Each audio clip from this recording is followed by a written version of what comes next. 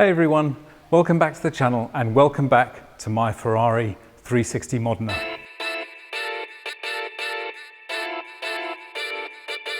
So if you're new to the channel, thanks for stopping by. I really hope you enjoy it. And if you like this kind of content with my own cars, this beautiful Ferrari 360, a Mercedes C63 AMG, and a cute little 1971 MG Midget, it'd be great to have you as a subscriber. Enzo Ferrari apparently once said, "I don't build cars, I build engines. The cars come free since something has to hold the engines in." Whether that's true or not, certainly kind of rings true given the amazing, beautiful engines that Ferrari puts in its road cars. So in this video, we're going to take a look around the engine bay of my Ferrari 360, and I'll give you a quick guided tour about all the different elements of the engine, what they do, and a little bit of information which I hope you might find interesting. So the first thing we can see in the engine bay here is obviously the exhaust system. Because of the way that this is a rear engine car, it doesn't have a long exhaust pipe that goes to the front of the car. The downpipes are very close. It's just got a short pipe with a catalytic converter which comes under here. We'll see that in a minute. Comes into the muffler or silencer box and then straight out into the tailpipes. Much shorter distance than a front engine car where you've got to have the long pipes all the way from the front of the car back to the rear.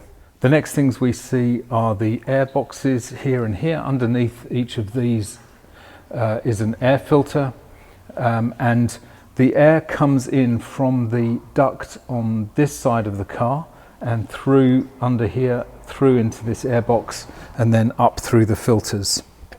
You can also see here, this is the coolant expansion tank, and that's where you put your coolant and antifreeze in there. In this side of the engine, just underneath the rear wing here, we have the reservoir for the F1 transmission system. The F1 pump is also located under here, and that provides the hydraulic pressure to operate the F1 gearbox system. So moving a little bit further back, we have the piping which takes the air from the filters into the inlet plenums. One on either side, one for each bank of cylinders obviously. Here you can see we have the mass airflow sensors which then go into the electronically controlled throttle bodies for each bank of cylinders. In the middle, just behind the coolant reservoir, is the oil separator. This is basically where the oil is put into the engine. It's a dry sump system, which means that you can mount the engine a little bit lower down in the car, which improves the center of gravity. So the oil is taken out of the sump with the scavenge pump and then returned to the oil tank. And you can actually see here the aluminium space frame, which was one of the new features of the 360. You can see how the engine kind of sits in that aluminium space frame. And if you look right down here, you can see the Alcoa branding on the aluminium frame. So moving back into the engine, we see the iconic crackle paint red Intake Plenums, which are so distinctive of Ferrari engines. This has some really cool technology in it. It has variable length intakes. So at low RPM, it has a longer intake length to create more turbulence, but at higher RPMs, little valves close, which give it a shorter intake length to provide greater power at those higher revs. Very cool feature. The plate there with the Cavallino emblem on it is actually a compensation valve, which connects the two plenums together, and I think there is some kind of control which adjusts that valve for different driving conditions, but if Aldous Voice doesn't know what it does, then I certainly don't.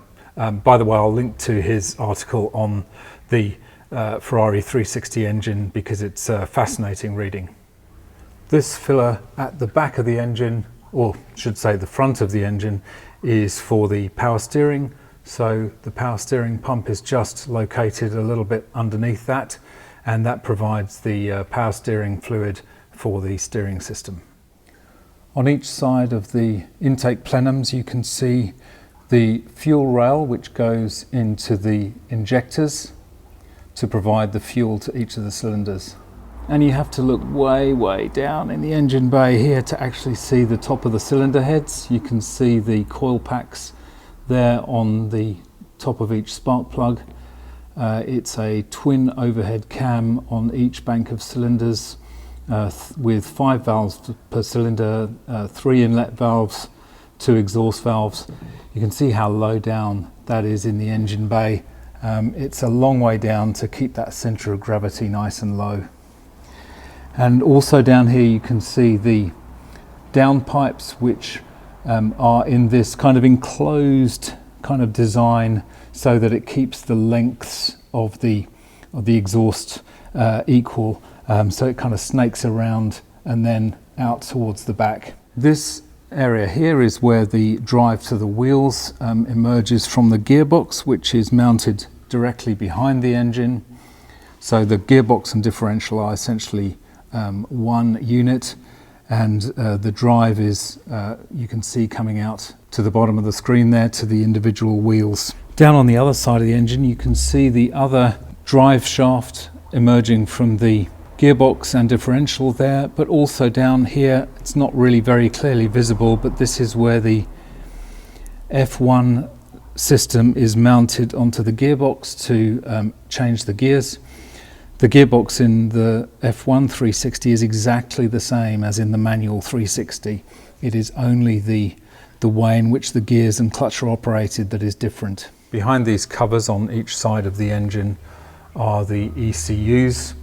So there are 2 ECUs, one for each bank of cylinders, that are programmed together. They're kind of mirror images of each other, which basically control all the engine functions. So the other thing that's behind these panels, which is not particularly easy to see, is the fuel tanks. There's one either side with a pipe connecting them. There's a pump in each side for drawing the fuel out of the tank. The filler cap is on this side of the car, just down here, and fills both tanks, and the fuel is then pumped out of each and then into the fuel system.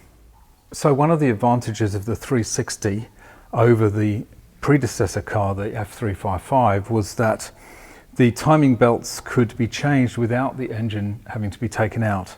Now all the belts, the timing covers, are at that end of the engine, so they are towards the front of the car, but there is a panel in the rear of the car which you can take out, which allows access to those timing belts to allow the timing belts to be changed without having to drop the engine, which was always one of the issues with previous cars, the 348 and the F355.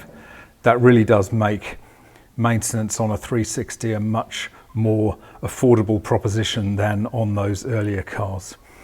Also, the other accessory belts are all at the front there as well, and obviously access to those can be obtained through that same access hatch. So because the engine is in the rear, obviously the cooling air for the oil and cooling systems has to be taken in at the front, and the oil coolers and water coolers are located actually in the front of the car, where they can get clear air from outside the car, and underneath the car are the series of pipes which take the coolant and oil from the front back to the engine. So in summary then, as you can see, this is a beautiful but also very highly spec'd engine, and it's great to have the glass cover to allow the engine to be admired, because it really is the heart and soul of this car. And even though it's now 20 years or 20 plus years old, the technology, it's still incredibly advanced for its time, and still can hold its own in today's competition. So thanks very much for watching. I really hope you enjoyed this video of the guided tour of the Ferrari engine bay. I hope you'll agree it's not only a beautiful thing to look at, but it's also got some amazing technology and really derives that performance that you get with a car like a 360. So once again, thanks for watching. If you enjoyed this video, don't forget to smash that like. It'd be great to have you as a subscriber and hit that notification bell. You can follow me on Instagram down here, and I look forward to seeing you in the next video. Bye for now.